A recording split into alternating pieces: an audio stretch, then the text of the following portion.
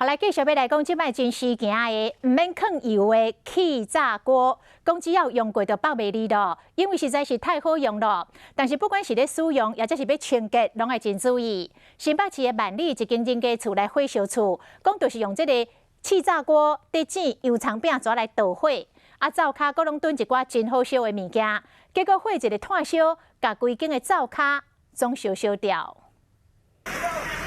这间厝一直出现警消人员赶紧喷水降温，厝边隔壁嘛赶来斗相共，加在无继续弹出去。铁门一直拍开，内面拢是乌烟，灶骹已经熏甲乌麻麻。万里这间人家厝的一楼熊熊导火，住户讲原因可能是。